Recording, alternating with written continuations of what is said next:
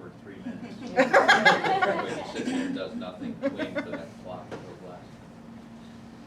Tick tock. Hey, Travis is here, we can start. Travis, I know I can't start the meeting until you're here, so I. You're not late, ever.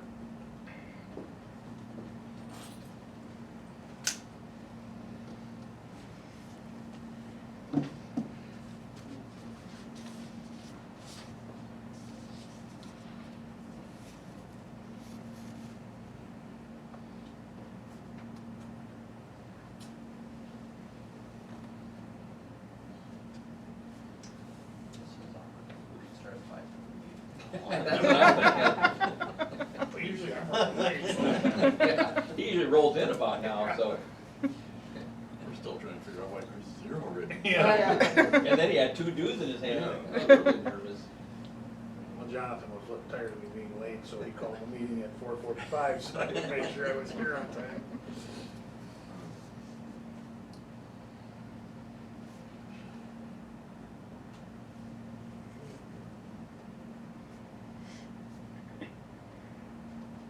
We'll go ahead and call the meeting to order.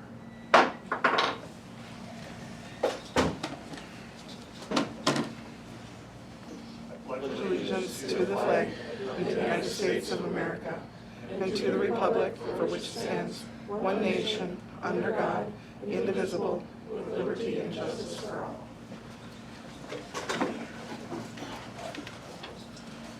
I'd like to welcome everybody to the regular October board meeting. This time is interactions with the public on any agenda items. I don't have any yellow cards, but all right. Move on for spotlight in education with the musical production of The Little Mermaid. Yep, give it wherever you need. Whatever it needs to be. I'm so much better at being somebody else. That's not an actor, right? Hi, I'm Jen Anderson, for those of you who might not know me, and I've been the Pine River Bacchus High School musical drama director since 2007. Since that time, we've brought 18 musicals to the stage in 17 years. The musical program began before my time here as a combined effort between former Pine River Bacchus staff members Joan Batcher and Anne Marie Lubavitch. When Ms. Lubavitch left the district to pursue another opportunity, that's when I took over. The musical is traditionally for students in grades 7 through 12, with occasional expansion to younger grades based on production needs. For example, in Beauty and the Beast, we had students in grades 2 through 6 play enchanted spoons, knives, and forks. And this year, for our production of The Little Mermaid, we will have a 5th and 6th grade chorus perform as sea creatures. Over the years, the musical has seen as many as 50 plus performers on the stage. Additionally, students participate in key roles like being stagehands, musicians, lighting and sound technicians, student managers, and hair and makeup artists. Also, there are roles filled by PRB staff members as stage techs, vocal directors, orchestra director, and production assistants. A variety of community members have also been essential to bringing productions to life, hauling set and prop pieces, donating their time to sell tickets and snacks, been hired or volunteered as costumers and choreographers, hosting the cast and crew party, writing up articles in the local paper, loaning costumes, props and set items, and then buying tickets to see the show, and so much more. In addition, we have received support from admin, the school board, faculty, and custodial staff. Through positive experiences, willingness to work out spaces, and flexible scheduling for rehearsals. The musical is not only a chance for students to be creative, but also to learn collaboration, public speaking skills, commitment, perseverance, tenacity, and more. A variety of factors have influenced the number of performers in any given year. Our program was hit especially hard with the COVID-19 pandemic, having only 13 and then 17 students audition in the previous 2 years. However, this year we saw 25 students audition. This number includes several students in grades 7 through 8, which will hopefully continue to grow the program. At this time, I'd like to invite a couple of students to share what the musical has meant to them.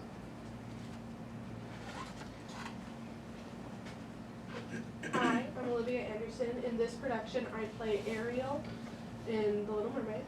And I have been doing musicals here since I was 3, partly because of my mom being the director. I started as Baby Cinderella, and it's really cool for me to be able to be a princess as my last year in the high school productions. Watching all the kids grow, I've been there in behind the scenes helping with all the things backstage, making sure props are good, costumes look good, because that's just what happens when your mom's a director. I love seeing all the 7th and 8th graders that I've really joined, and I'm excited to watch the program grow. And without the program here, I wouldn't have been able to attend Per Pitch last year, which was really fun for me. And without Pine River and the support I've gotten through the musical, I wouldn't have had the friends that I've made this year. So thank you. Hello, I am Caitlin Denton, and this year I will be playing the role of Ursula. So, when I first moved here around 8th grade, I immediately started taking a part in speech, but thanks to our good old little friend COVID, I didn't get to finally be on stage until 9th grade. So, for many, many years, especially in my early childhood, I have struggled with really, really bad social anxiety. So, the musical was definitely one of the first steps I took into gaining more confidence into talking with people. This is what allows me to speak in front of you currently.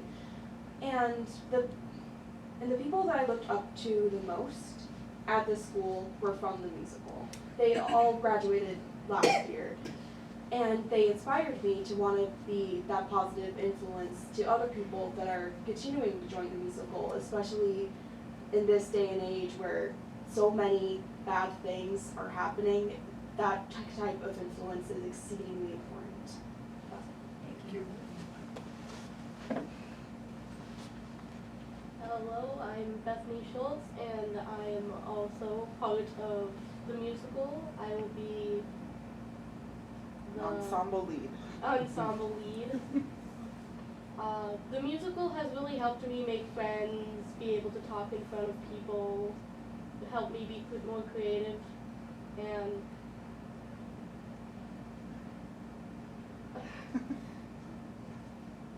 I've definitely become more inspired, more creative, and it gives me a goal to be able to do something. Thank you. In closing, since this is my last year directing the PRB High School Musical, I would like to thank the board, school admin and staff, students and families, especially my family, and the greater PRB community for their support of not only me, but of these talented students who shine both on stage and behind the scenes of the PRB stage. We invite you to come see Little Mermaid, November 16th, 17th, and 18th. Thank you. Thank you.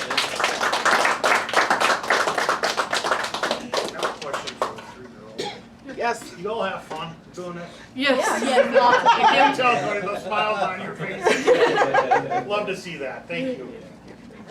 We're gonna go back to practice if that's okay. Well, just first, thank you very much, Ken, for years of directing theater, the school musical.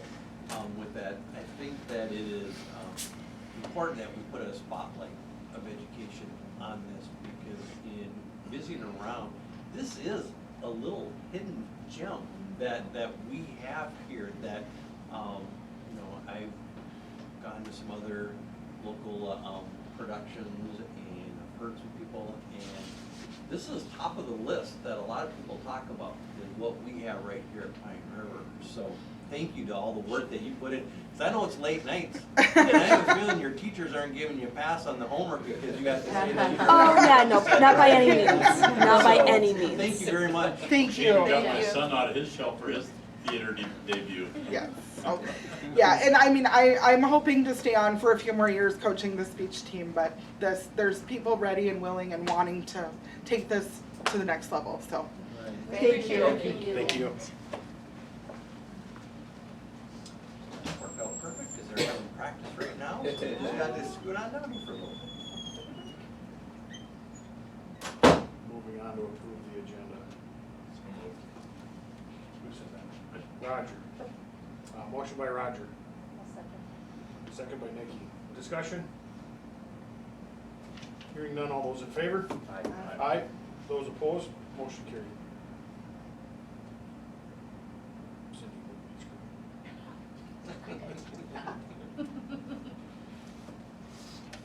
Approve minutes. Yep. I'll go back. Won't let me. Oh, I got it. I'll go up with this one.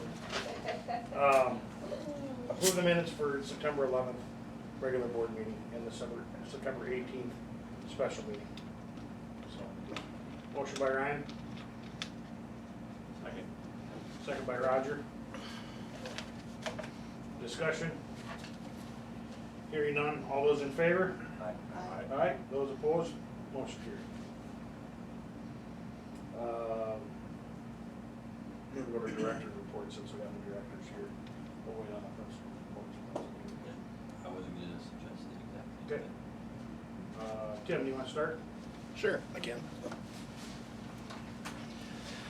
All right, well, we just finished up a homecoming week and I'm catching up on sleep, so.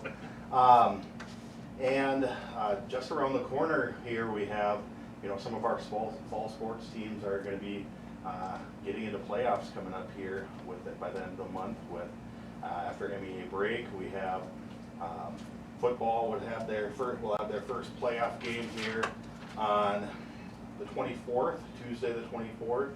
Cross country has their section meet Thursday the 26th up in Coleraine. And then volleyball will be beginning playoffs on the 27th of October. Leading up to that, just kind of regarding youth sports, some events that we have going on for youth sports. This coming Saturday, we're hosting 3rd and 4th grade flag football, and we are hosting 3rd and 4th grade volleyball here at Pine River Bacchus. That typically takes place from about 9 to, we're done by about noon, and Troy and I are here kind of taking a little lead on that, and it's a great time to see those kids participating in those activities. And then the following weekend on October 14th, we are hosting the 5th and 6th grade flag football and 5th and 6th grade volleyball. Other things that are coming up here, as Jen mentioned, the musical here coming up in November. And shortly after the next school board meeting, we will be getting into the winter sports season too with, boys and girls basketball and wrestling and dance and hockey and speech and winter cheerleading and all those things starting throughout the month of November. Did we have a winter, 2 different robotics teams that go in one in spring and one in fall too? Yep, we do. Yep, they have more of a fall season and then the winter season, which concludes, it does tend to run into the spring as well. I didn't remember if we had 2 different, where they cut the line and then there was another one. Yep, it's mostly the same kids that are participating in both, but they conclude their season typically with the Duluth Regional, which is, I believe that's typically sometime in March is when that takes place. And like speech will get going here. They usually, they do their team meeting like the second week in December, and then they begin practices mostly after the holiday break. Something I did have a conversation just as we look forward at some of the coaching situations and things like that for the winter season. I had a conversation with Superintendent Clark about some of our numbers for boys basketball moving forward. This winter, I expect us to have considerable amount of numbers in our high school for boys basketball, and something I would like to maybe be considered is looking at possibility of having a C squad for boys basketball. Throughout the 9th through 12th grade, the projection I have is that we are going to have 26 players in grades 9 through 12 for boys basketball, which is pretty high compared to where it's been in previous years. Last year, we did play we played a number of C Squad games. We played in total, I believe, about 16 games for C Squad level, but they didn't have a ton of private practice time where they could break away from the JV team. And this year, I anticipate with those numbers, we will likely have a full C Squad game team and can play a full C Squad schedule of up to around 20 games. Tim, is that something that we would need to move on before the next board meeting, or is that something that we could? It could be moved on in the November board meeting because that'll come prior to the start of the boys basketball season, which would be November 20th. So there's still time to make that. And in addition to that, something I had a conversation with Superintendent Clark about, back in, I believe it was 2021, we had a conversation about possibly the need to bring up sixth graders to fill junior high rosters. Boys basketball, the projections of returning junior high players would put us with about 8 or 9 individuals total in the 7th and 8th grade. So that would be something I would like to consider as the possibility of including 6th graders with the boys basketball in order to field a full junior high level roster. So just a little bit of a unique breakdown of numbers with such high numbers in the 9 through 12 and then pretty low numbers in the 7, 8 for what we're projecting. But do we have anything that would suggest that because we did bring these kids, I mean, I know we brought kids up, the sixth graders into 7th, has that helped entice, I guess, people to stay with the program or build the program that way, or is there really no correlation to doing that? I think when we did this a couple of years ago with bringing up 6th grade girls to participate, I would say that a lot of the individuals who were brought up and were in the program at that time, they've still continued to be in the program. So I haven't seen any detrimental impact on the numbers.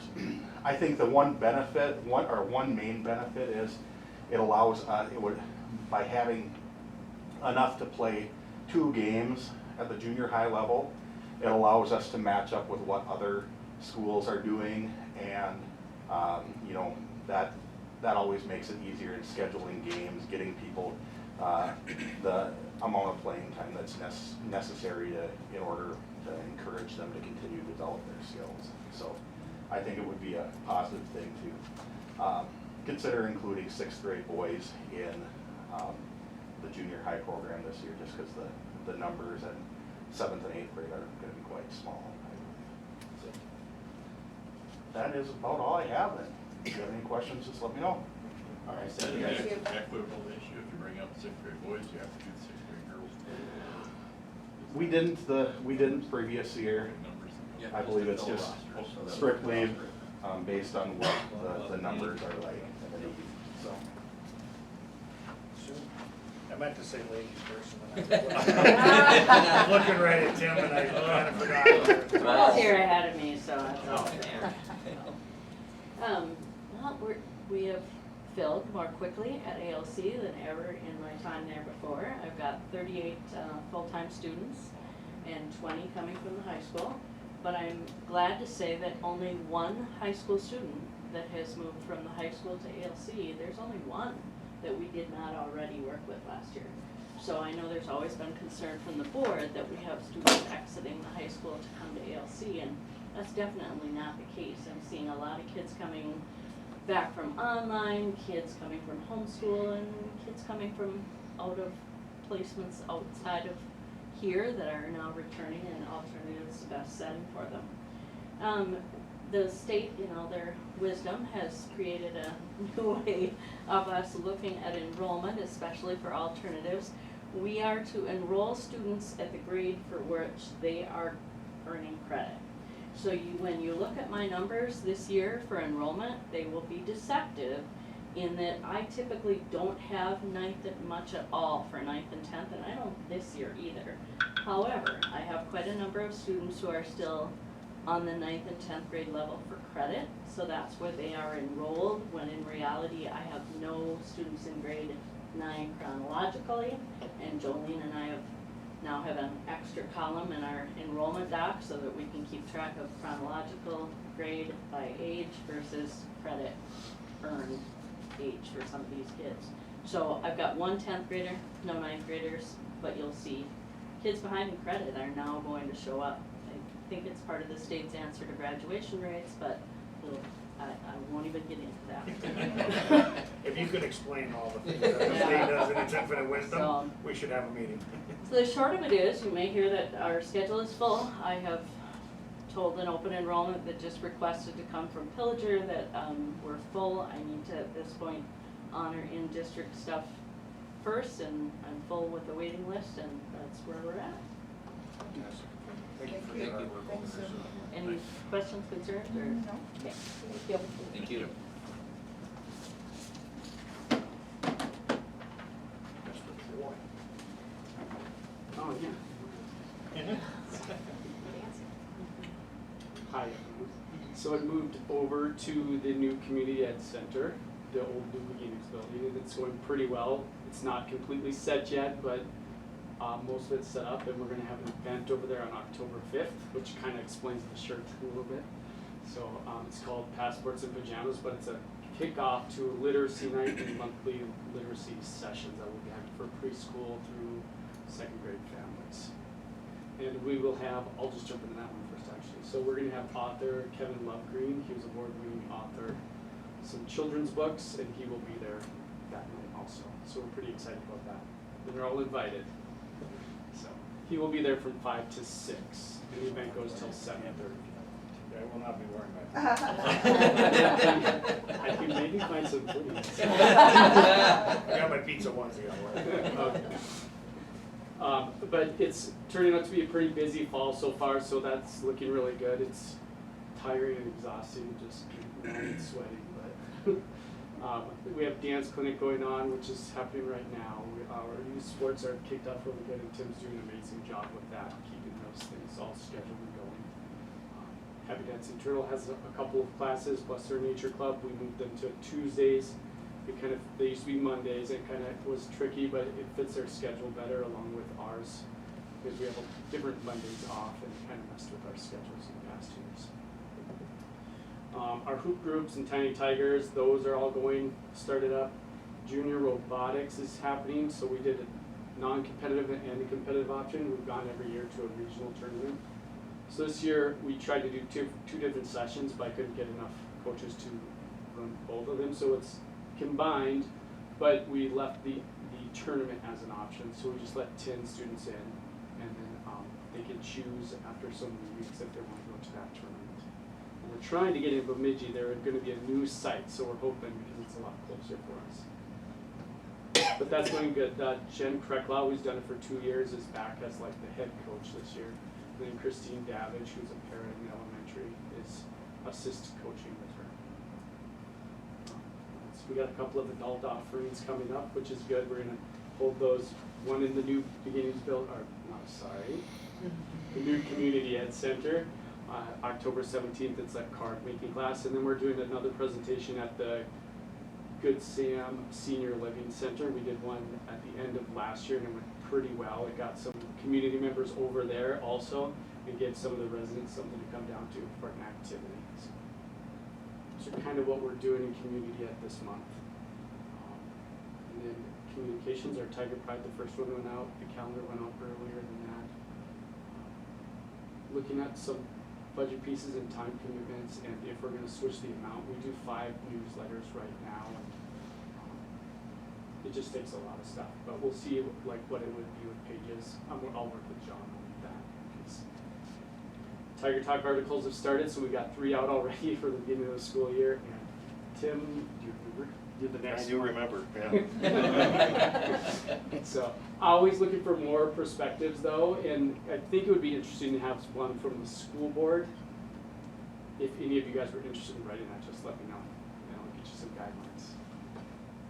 You have them too. So you're out. Guidelines.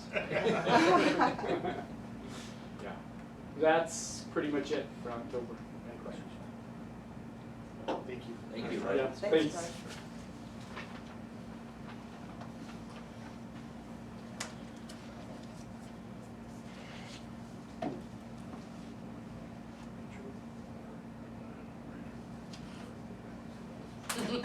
Rachel, you go first.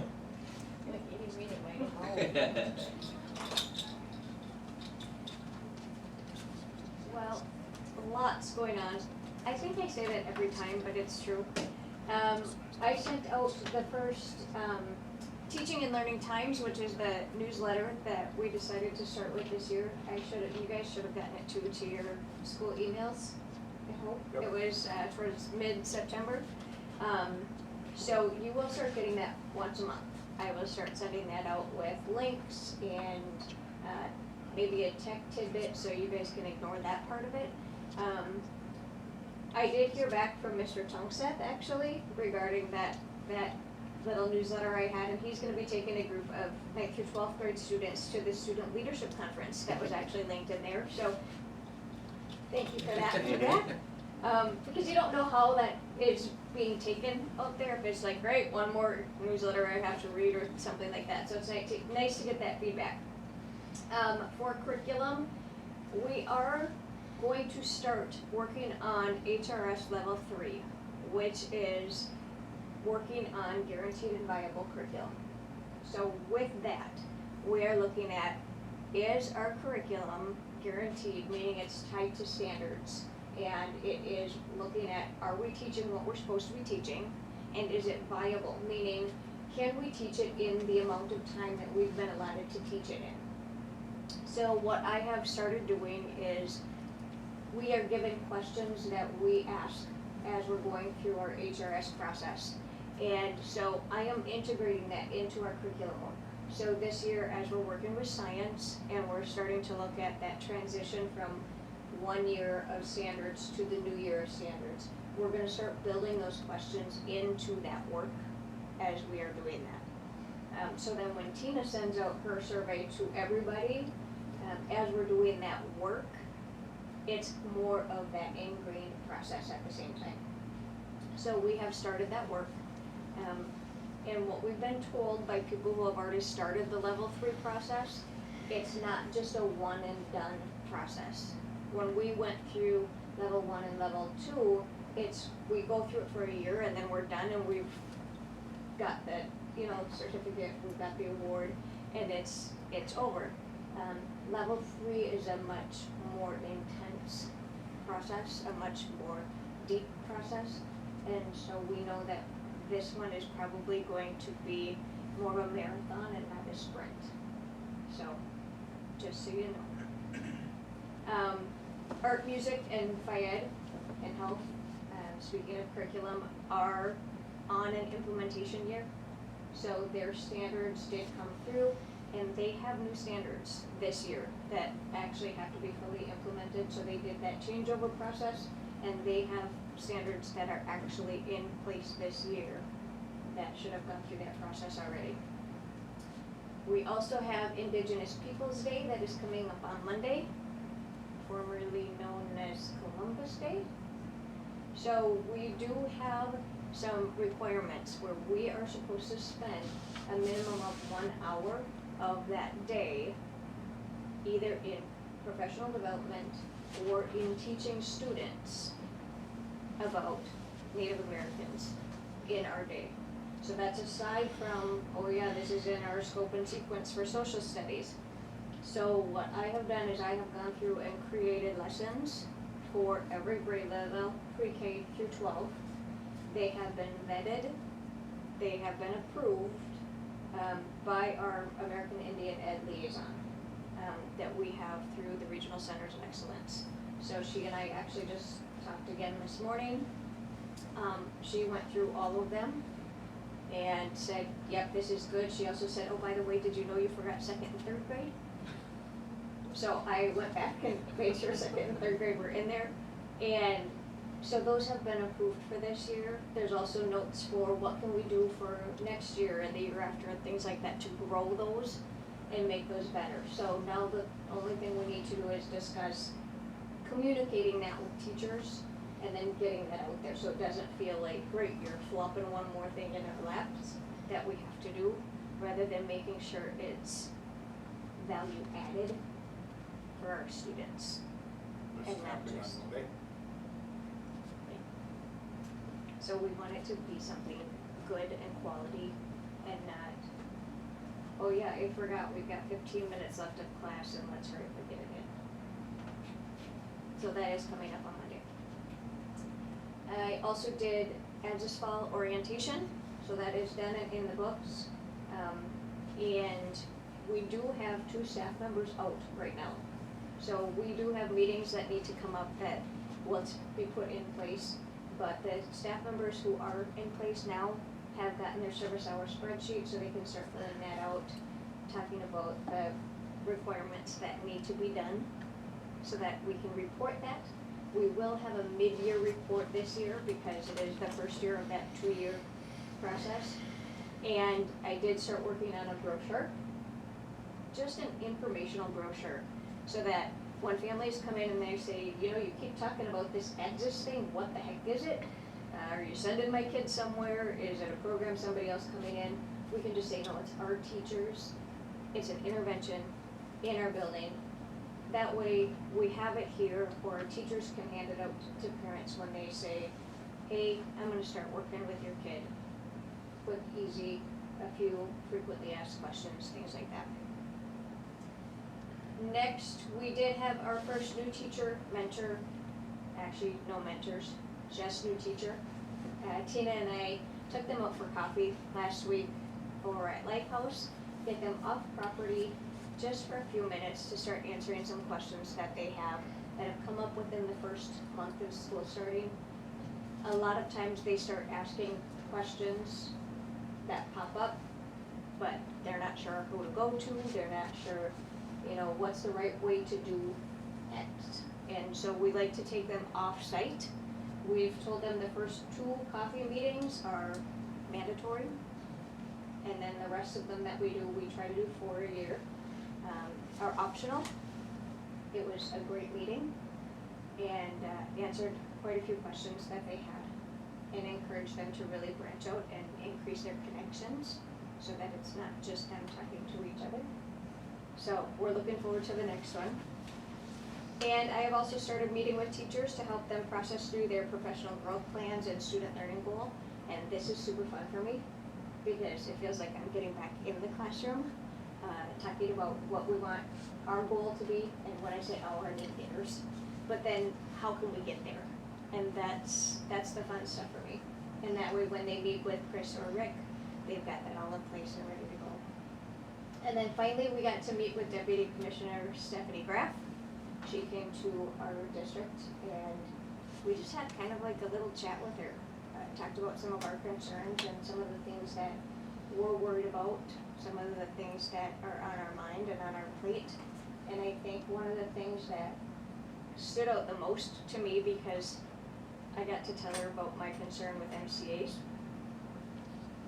and about how, you know, I'm a little concerned that this is what we're being judged on, when a lot of times it's really hard for us to kind of establish that purpose and tell kids, hey, this is the reason that you're taking this, when it doesn't count for your grade. You don't have to have it in order to be going to college or get into a job or something like that. And she said, well, you know, it is a federal mandate, and so we do this because it's a federal mandate, and it is a systems check. It's a systems check to make sure that we are doing what we're supposed to be doing. And she said, I know it's hard for kids to understand that, but we as adults can understand that, so basically don't give the test time and attention it doesn't deserve. And I actually wrote it down word for word, because I said, I'm gonna coach you on that one. But sometimes I think that we spend so much time thinking about how our kids are doing on one test that they spend a few hours taking, when they've already shown that they've mastered those standards. And so when we go back to looking at, I'm gonna say again, when we go back to looking at our career pathways, and we go back to looking at what do we want our redefining ready report card to look like, and what do we really want that picture of our kids to be, I don't wanna give this the time and attention it doesn't deserve. And so, for me, I was like, okay, deputy commissioner told me I didn't have to, so. But how can we get out to everybody else what we want our kids to look like? And so that's what I wanna be thinking about. Well, you don't get to walk away yet. When we have an idea, don't give attention to where the attention is deserved. And I constantly get frustrated with it because I'm just gonna click on that mouse until I get through the test because that's what I. But at some point in time, we need to teach the students that this is the standard that we are graded on. Yep. And I think that is the integrity of the test that we need to tell them, or, you know, when we've talked about things that, you know, maybe it's a pizza party, or maybe it's going somewhere, or maybe it's, you know, we take a field trip to go do anything and everything else, but maybe it's something that, listen guys, this is what we're trying to do, this is what we're, and this is actually, you know, performance-based evaluations is gonna be from here until the end of time. And yes, I don't necessarily agree with pigeonholing one test, but that's the educational standards that they give us. So how do we task them with understanding the fact that yes, when we look at this, or we want to be a destination school, and our test scores are down from our surrounding areas, but that's based on the, I would say, the intensity of our children on the way they think. So if, I'm just going to use you because the weight of the test doesn't mean a lot to you, but it does to Dave. How do we get that ingrained to where the students know that it does matter, and don't just click that mouse, because we do get graded, and I believe in the not too near future, funding is going to be tied to some of the stuff that goes on. So I appreciate this, but I'd like to see something on how we can spin that to make it become more important to the student. And there have been conversations at my assessment coordinators meeting about how different teachers have done that and how different buildings as a whole have done that. So we've talked about that. But there's also some things that come up that people may not know. You know, we've just had a conversation at our assessment meeting that teachers were surprised that if a parent pulls their kid from a test and says, my kid doesn't have to take that test, that counts as a student being not proficient. So instead of it counting as the student didn't take the test, it counts as a not proficient on our scores. So it's actually a negative impact on our scores rather than being a not matter on our score. And I think you and I talked about that before. It would be nice to have, listen, we're not proficient, but we had 13 kids that didn't take it, so our numbers are gonna go down. So now based on the fact that, again, let's look at the data that actually counts for something. Listen, out of the 33 kids that took it, no, we can't count 15 because they decided that they weren't going to take it, or they're just gonna do this number and go through it. Out of the 33 kids that took it, we're actually a higher proficiency level.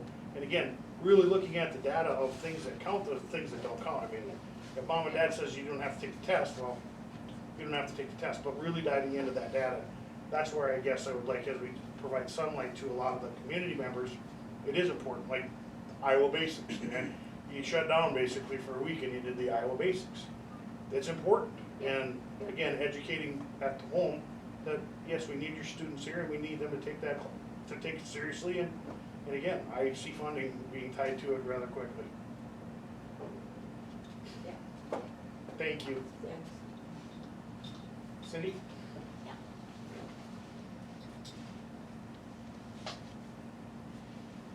I did attach a report with some information on our health insurance renewal. We did go out for bids this year, 2-year bid, and we received 6 quotes, and they're ugly. We are renewing with our current carrier, which is Medica through the Northwest Service Cooperative, part of the Minnesota Healthcare Consortium. We've been very happy with their service, but they came in at 9.8% increase for 2024, which was high, but the other, we get 5 or 6. They range from 24 to 34% increase from what we're sitting. So we are happy that at least the one, it's high, but it's still reasonable. We will be renewing, so we'll be starting the whole open enrollment process here pretty quick, probably end of October. We'll be starting that process, and that will go through the HSAs and life insurance and flex plans and everything, that whole process. And then we have a couple of good hires on the agenda. You probably noticed we hired a route bus driver, and you might recognize the name, Brent Passarella, who was part of our tech team for years and years, is coming back in a different role, and he is excited and having fun. I'm very happy with his new position. That'll allow him to do some other ventures he has going on. And then we did extend an offer to a custodian.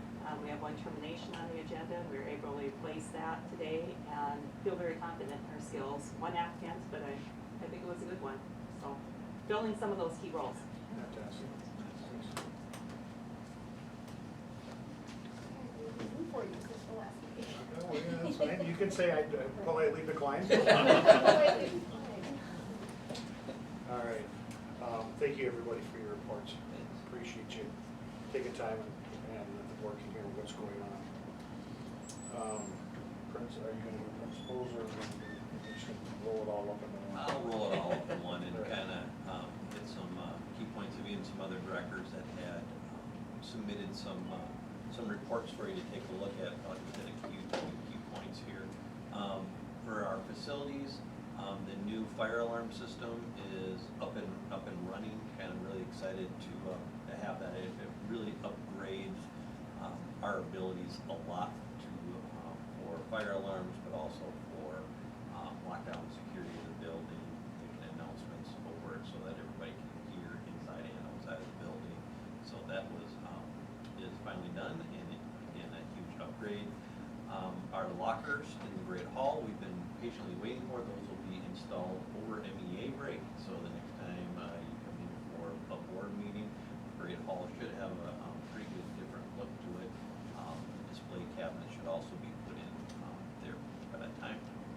On a down note is that the nurses station completion date is pushed back to about Thanksgiving. Ran into a few delays that are gonna push that back, where our original completion date, if you remember, was also MEA break, but now we're looking at Thanksgiving for that. Food service, being that we are fully staffed there, they've been doing some baking again that you'll see in there, some cooking from scratch, and our line should be opening up here in October. Kind of excited for that back running. And transportation, as Cindy mentioned, we have a new bus driver, but we also have our new van that is coming in. It's a little micro bus, so that's going to be helping us do some of our van transports, and it really helps out also in the spring sports season when we have our golf team that's in places and stuff, that carry a little students with that. On the principal report and the superintendent report, I'll kind of mix some things together. Last week was a crazy busy week, being homecoming week, as Tim said, but within that week, we have coronation, we also had a Aurora rally, we had student of the month at the 5-8 level and the 9-12 level. We had our visit, as Rachel had mentioned, from Deputy Commissioner Cynthia Graff from MDE. All that was packed in that week, so people were just a lot of late nights, because we also had a volleyball game Friday afternoon, as well as the football game Friday night, that just brought an incredible amount of energy into the building. Couple of dances. Yep, couple dances, junior high dance and senior high dance. But I just want to just talk about that energy that was in the building. Was Friday was maybe look at Tim a little bit, was truly controlled chaos. I mean, we had people going everywhere, but it was controlled. The energy was great. It just fed into that fever of homecoming. There were a lot of kids that have never been able to come into a volleyball game, and so to be able to see our varsity match there was just so exciting for them, and watch those girls play, and they played 5 incredible games. It was disappointing that we weren't able to come out with the win, but boy, they were 5 close matches. That was very exciting. And then we had football night, which had a nice eerie fog kind of coming rolling in to cover the field. It just, again, added to that atmosphere. So a huge thank you has to go out to Amy Wilson, Tim Tungsten, Chris Halverson, and Gina Bauman, and the rest of the high school staff that just made that a special event. But also I have to just really commend the kids that with all that change in schedule, they really did a nice job and embraced the homecoming. That was probably one of the best ones that I participated in. And Tim, I think this was the first time that we had an experiment of having the volleyball game. They had done it, you know, years ago, like pre-COVID, basically, it had been done. And then we had done a basketball one here as well. But it was fun to have both the volleyball and the football on the same night. And just another couple names to mention, just huge thank you to all the coaches who, you know, were just for their flexibility in working with this. And I can't say enough about just the involvement that Teresa Hamp and Karen Goodenough did with the cheerleaders. They did a phenomenal job at the Pep Fest that we did, which was really fun to see. And then just the volleyball coaching staff with Coach Hershey, Coach Kinzer, Coach Dahl, and then cross country with Carl Ludeman, Sydney Lodge, and then our football staff, Nate Fisher, Eric Vesh, Rob Johnson, Michael Dnell, and the junior high coach. It was just an awesome experience as well. And it was really cool what the football team did, the seniors giving away their jerseys to a teacher that had made an impact on their life. That was a highlight of the Pep Fest, I would say. So. Tim, I wanted to mention that as well, because Chris is you were talking about what do we need to do to get the kids important, and part of it is having pride. And those seniors to be able to walk up and these people made an impact in my life and giving their jersey away, really moved the staff that got those jerseys. It was a powerful moment. Moving on to just our visit with Deputy Commissioner Graff. Can I interject one thing though? One of the fun things for me to, okay, next time. I enjoyed looking at the pictures and stuff of the autograph session. Yes. I thought, you know, getting the little kids involved in what was going on too, was giving them some heroes to kind of look up to. Yeah. Enjoyed that. That's always a hight of homecoming week. Really, Okay, go ahead. really Well, neat deal. I don't know who was like that more, the little kids or the upperclassmen that got to sign their names, you know, and sign autographs. They were as excited as anybody's for that.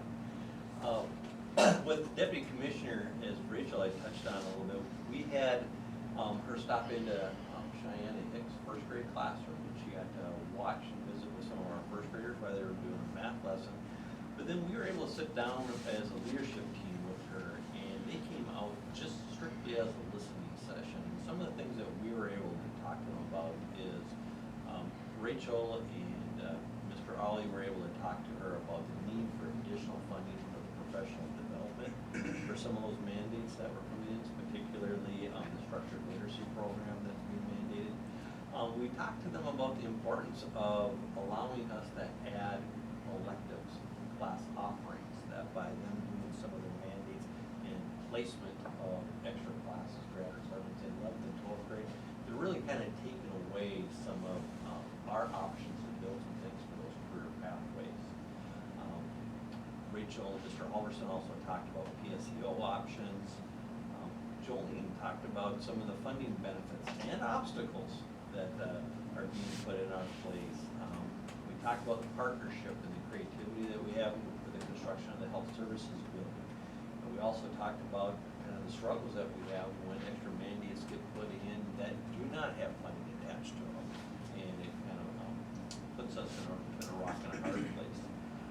The administrators talked about the difficulty of staffing right now and how sometimes we feel that the regulations that are being placed down in St. Paul are helping create the problem versus addressing the problems with that. And we talked about MCA assessments, we talked about just the communication with MD, and I really felt like Deputy Commissioner was an active listener with that, and it was willing to take some of those things back. And how it came about that she visited Pine River back to school was PRB is trying to visit every school district out there, and so right away I popped in a message that we'd be willing to host, and came out right away and listened to our needs. We're also hoping that she would take a little message back to the State Department.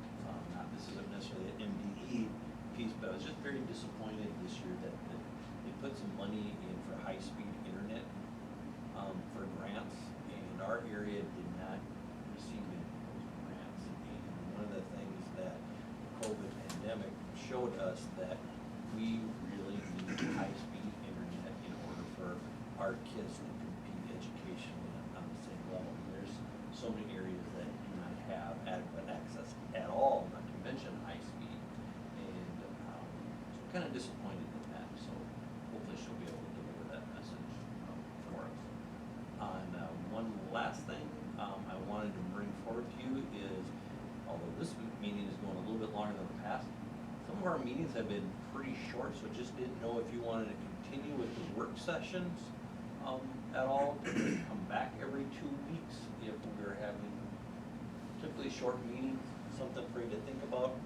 We want to keep you informed, we want to keep you abreast of what's happening at the school year, but also want to be respectful of your time, the director's time, if some of those meetings are 20 minutes. Toss that out. And I'm going to stop right there so that my report is short. I'm not done with my questions with you yet either. One of the things is, and when we were in our meeting with Jonathan, when we meet individually, and we talk about some of the perceptions of our school board meetings going very short. It's the business meeting of the what goes on. And I think a lot of it is when we have the work sessions, that we get involved in, and it gives us the time to really understand, break down, ask questions, to where if we don't have that work session, then we're trying to make an informed, educated decision on what's going on at the time where it's on the agenda.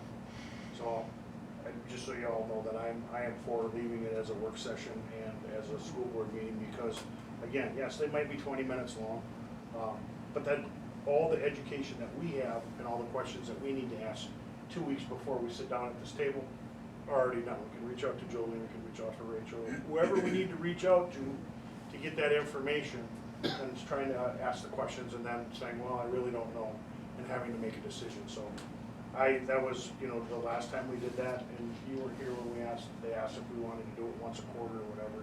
I think it's still very beneficial because we do dive into a lot of information at those work sessions. So, and to the community that's looking and watching, they're open to the public. So if you always wonder why it goes pretty quick at the board table when we're asking for yays and nays, a lot of the work is done there at the work session. So, and I do appreciate all the directors coming in.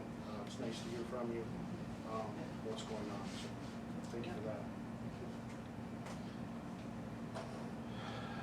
All right, moving on. Consent calendar. I need a motion and a second to approve the consent calendar. No. You said you had nothing for me today. There really isn't anything on Okay. there. We're still waiting on approval from the state. We've submitted everything on our title applications, and we're waiting on approval, and they have not even opened applications for the ESSER funds yet, so. See, Mary had that worked on. I'll make the motion on the consent calendar. Motion by Roger on the consent Second. calendar. Second by Leslie. Discussion? There are two 284 items, or one 284 items that Ryan and I would normally abstain from, but they have no direction for either one of our two rides that are on that, so we will not be abstaining from this one. Any other discussion? Hearing none, all those in favor? Aye. Aye. Those opposed, motion carried. And that is in reference to 6.7. Yes. Open forum, this is a time for any discussion on non-agenda items. Hearing none with no other business before the board, meeting is adjourned.